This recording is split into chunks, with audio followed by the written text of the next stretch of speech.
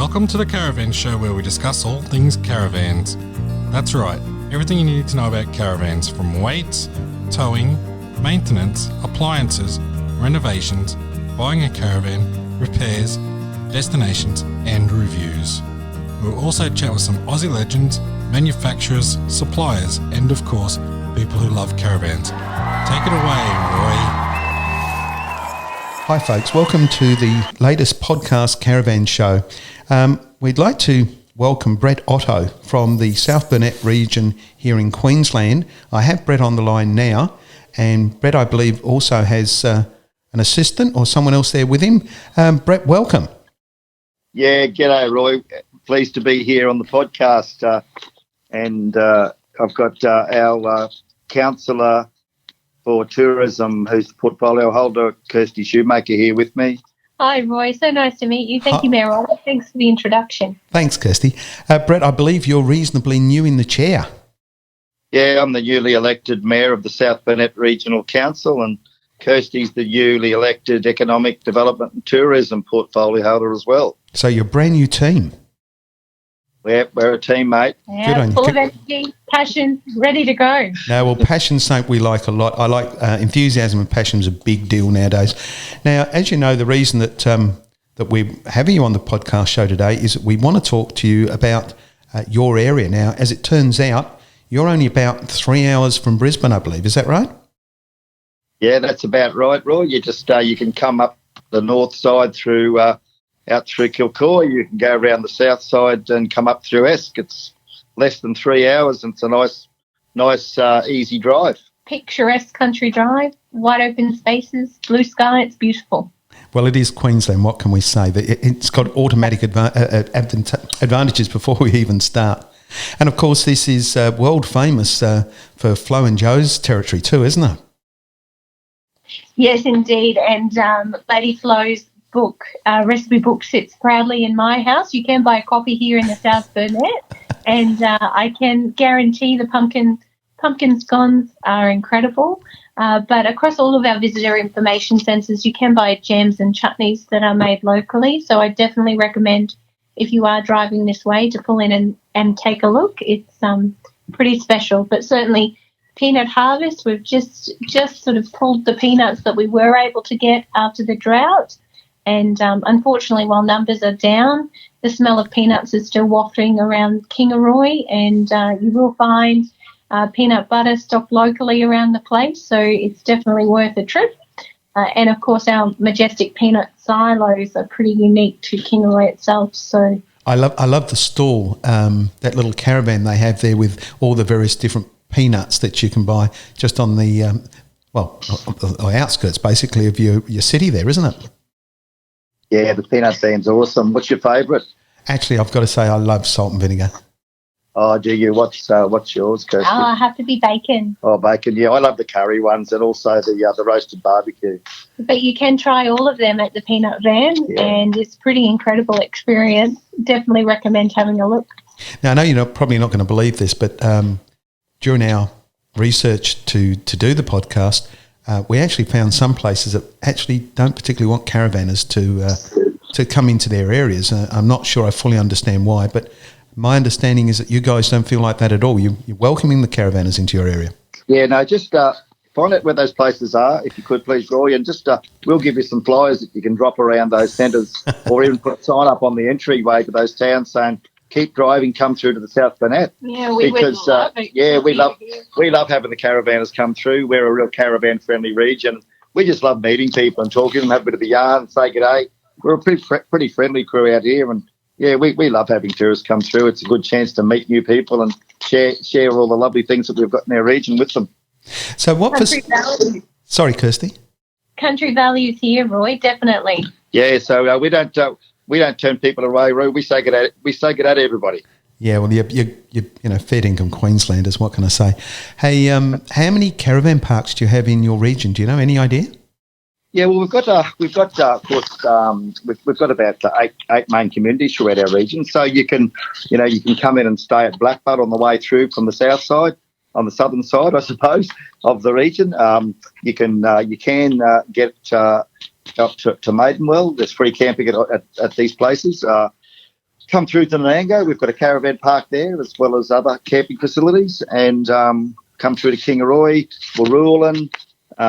We've got Tingura, Wandai, Mergen, Proston. All of these centres have either got free parking or commercial parks as well. So we've probably got, I think, 2 or 3 commercial parks and probably another half a dozen free parking locations. Beautiful. So you're catering things with dump points and all those sorts of things that our listeners need?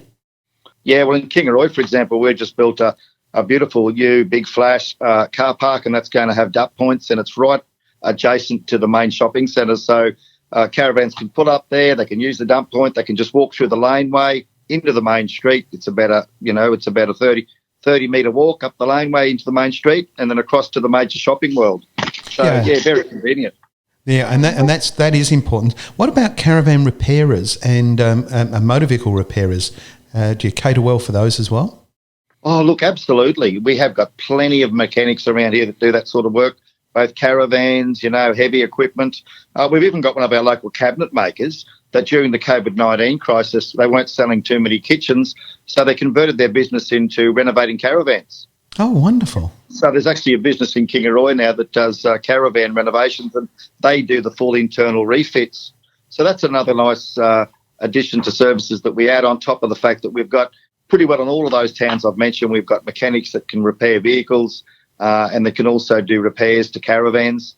They're a pretty multi-skilled lot out here because when you live out in these rural regional areas, you need to be multi-skilled. So most of our mechanics can turn their hands to all that sort of work and do it on a regular basis. So, yeah, Roy, no shortage of those services here, mate. The COVID-19, of course, is the headline still today. How many cases of COVID-19 have you had in your area? Yeah, Roy, we just had the 2 cases. That was going back mid-March, and they've both now been cleared. So we've been COVID-free. It'd be since early April, mid-April. So we've been COVID-free for probably about 5 to 6 weeks now, I think. Yeah. And of course, there's plenty. Sorry, there's plenty of information on discoversouthburnett.com.au around all the local hotspots around town, places in which caravans can access support and services, and certainly touring routes. Different information about things to do. So I'd recommend any of your listeners to have a look at that website and also the Facebook page. Yes, of course, that's the common thing for people to do, but we're also keen to find out the things, the little secrets that you locals don't publish on your Google sites. Oh, yeah, the little secrets. Yeah, they're the ones we're keen to find out about. I'll tell you what, we've got this beautiful rail trail that you'd be aware of. It's Australia's longest sealed rail trail. So right. It's bitumen. Beautiful wide rail trail. You can ride that, and there's a couple of local people that ride on that rail trail. We don't publicise this, but if you come across them, some retired fellows, they'll gladly give you a tour around the region and tell you some of the legendary stories as to some of the things that used to happen along the rail trail. Could be stories about bush rangers, or about some of the antics that locals used to get up to on that rail trail in years gone by. So there's a bit of fun there to be had. In addition to that, we've got all these other places like we've got the 2 tourist parks at Yallacool, Bajelki Peterson Dam near Mergen, fully decked out with cabins and plenty of powered and unpowered caravan sites, and also Boondooma Dam, out near Proston, which has got, again, it's a huge attraction for people for fishing. So you'll get some interesting stories out there, Roy. Sometimes the stories are a little bit exaggerated when it comes to the size of the fish, but plenty of fun to be had. So is in fishing in the dams, are they dams that you need to have permits for?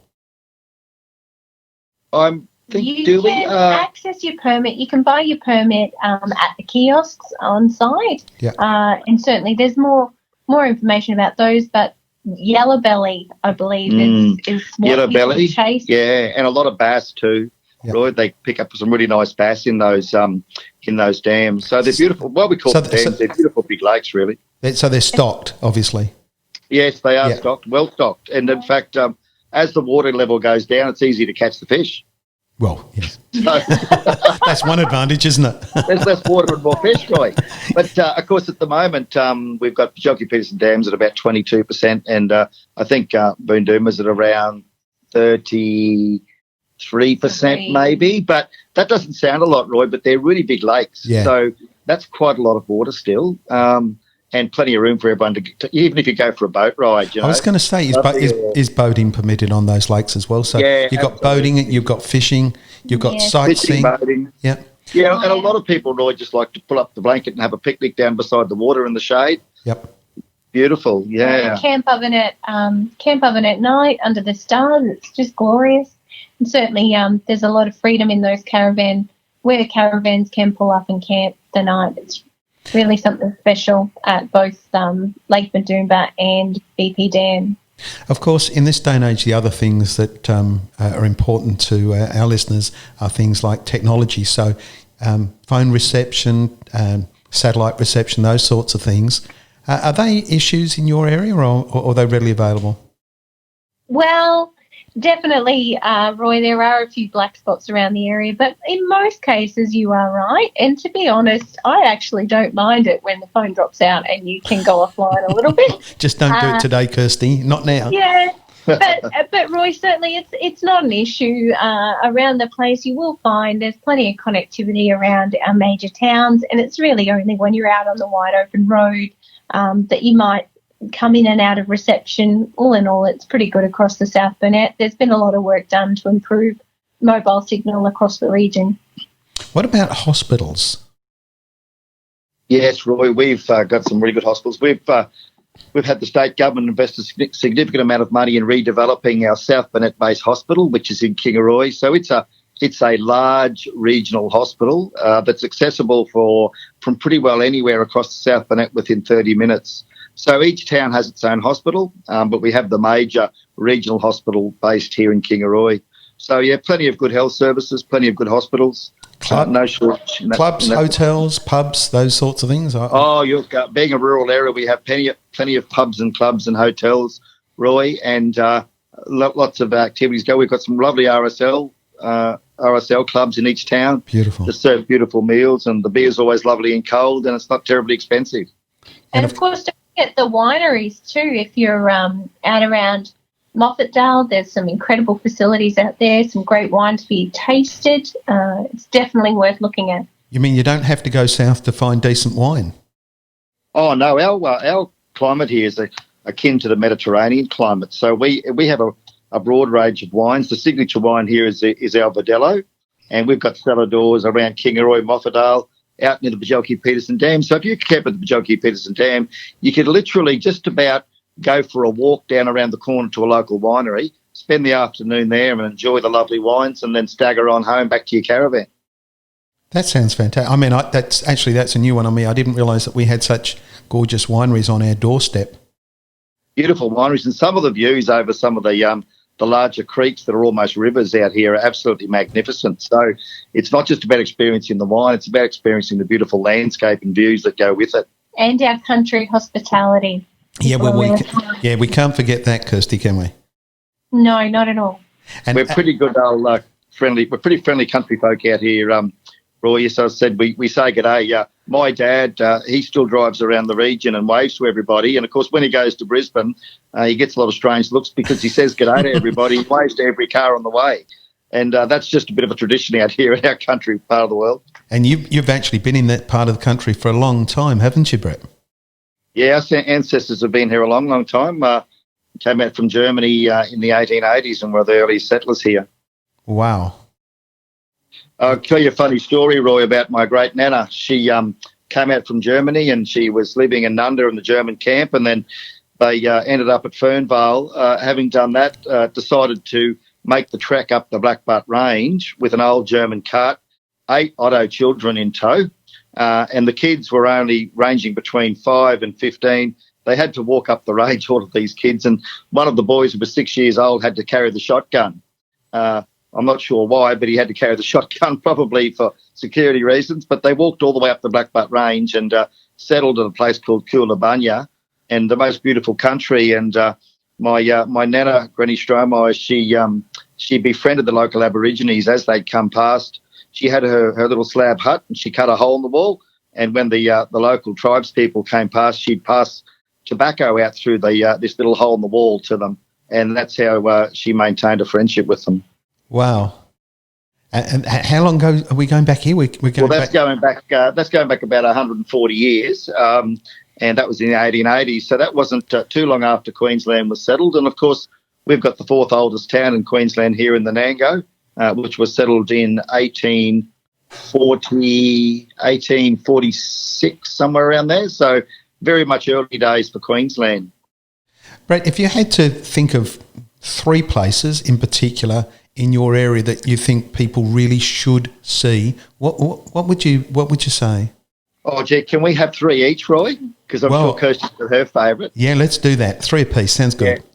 Can we go a turnabout each? So I'll go, my number 1 would be, I'd say, the Bunya Mountains. That's a good one, but I do love, I grew up in Blackbutt, Roy, and so I can guarantee you'll get the best pie in Queensland in Blackbutt. You'll also get a great cup of coffee. And the state forestry around Blackbutt, there's a little park called Emu Creek, and it's one of my favourite places in the whole world. It's beautiful. I think you cheated and did 2 there, Kirstie. You reckon? Roy, I'll go on number 2, and I'll say I'm going to go to Blackbutt too, and go to the Avocado Festival at Blackbutt, and 2 of the beautiful avocado farms out there. The Blackbutt's got the richest avocado growing country in the Southern Hemisphere. There's some absolutely magnificent farms there. It's got such a huge, it's got this really deep body of red soil. So because of that, they can grow magnificent avocados there. So I'd tour the avocado farms and hopefully take away a nice little case of avocados with me. Now, I like your avocados, and I'll raise you some bacon at the Kingaroy Bacon Fest, which is held. Our next event, unfortunately, this year was postponed, but our next event will be in August 2021. And here in Kingaroy, the smell of bacon just wafts for 3 whole days across town. It is something pretty special. Stop it! I'm starting to salivate here. That's not. And that's not a good thing. And Roy, if I happen to end up the Bacon Fest as well, I'll bring out my dessert, being our delicious avocado cheesecake. Avocado cheesecake. Actually, I don't think I've ever heard of that before. Incredible. Yeah, well, we boast it as we would certainly lay claim to having the healthiest cheesecake in the country. Yeah, well, that would be, wouldn't it? Now, Roy, for my third option, I think I'm going to go on to the rail trail. I'd ride my push bike along the rail trail because there's so much beautiful scenery along there. You know, you've got wallabies and kangaroos jumping across the trail. You know, you can go down past the Barambra Creek, which is a beautiful, beautiful scenery riding along the river. I think that'd be my number 3. It's a lot of fun. I'm thinking probably if I was driving through town and heading out of the region, I'd probably pull in at Wondai and check out the art gallery. It is pretty special, our little art gallery at Wondai. And is that at Wondai there? Is that local artists?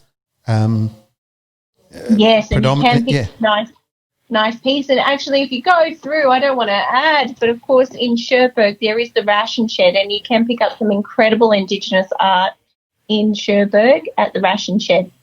And that's a really good point, Roy. If anyone's interested in Indigenous history and Indigenous culture, Cherbourg is one of the handful of original Aboriginal settlements created back in 1904, and there is tremendous amount of Aboriginal history and culture there. They've got their own museum and ration shed where they can tell stories about, sad stories about the stolen generation, but all the wonderful stories about how tribes came together from all over Queensland and New South Wales to form one community at Cherbourg. So there's really, there's a lot of Aboriginal painting and art and so much Aboriginal culture and history there to be shared and experienced. And they're very much open and they're wonderful hosts for tourists coming through. Closed at the moment due to COVID-19, but when the Cherbourg community reopens, it's a place I'd recommend you visit. Yeah. One of the questions I really like to ask is, you're there 7 days a week, 365 days of the year. Is there a particular time of the year that's best for people to come to your region, or are you sort of things happening all year round? I think so. There's something happening in every different season. So you'll see different crops at different times of year. you'll see the landscape change through different seasons. But in terms of events, Roy, we've got, for example, you can come out here in August, in winter, and enjoy the Bacon Fest. We had over 15,000 people come into our region last year for the Bacon Fest. Or you could go off to the Avocado Festival. When's that one? September. In September, in spring. And there's a farmers market nearly every weekend across the region, spanning from the Bundy Mountains and afar. So it's definitely worth checking out. You can pick up all sorts of things at those markets. Are they open at the moment, Kirstie, or have they been heavily affected by this COVID-19 as well? I did just try a market last weekend, and I know there are plans being made to as restrictions ease, bring those markets back to life. Nanango is one of the biggest markets, I believe, in Queensland. Roy, it's definitely worth checking out, and there's nothing like a cup of hot chips and a Dagwa dog on a Saturday morning at the Nanango markets. You got that right. You'll see some real Aussie characters at those Nanango markets, Roy, so feel free to bring your akuba, your thongs, and throw dog. And your dog, and you won't look out of place in a pair of stubbies. There's an incredible. You haven't seen me in stubbies, Brett. We won't go there. Country music festivals as well, which are, and I'd encourage your listeners to have a look and Google the country music festivals across the region. Mergen and Nanango are enormous, and there is great camping facilities at our showgrounds, and people set up and camp all week for our country music festivals. They really are something special. And Roy, just in terms of talking about changes in times of year and throughout the year and the seasons, actually I love winter time because winters out here are very cool and crisp in the mornings, but we get lovely sunny days.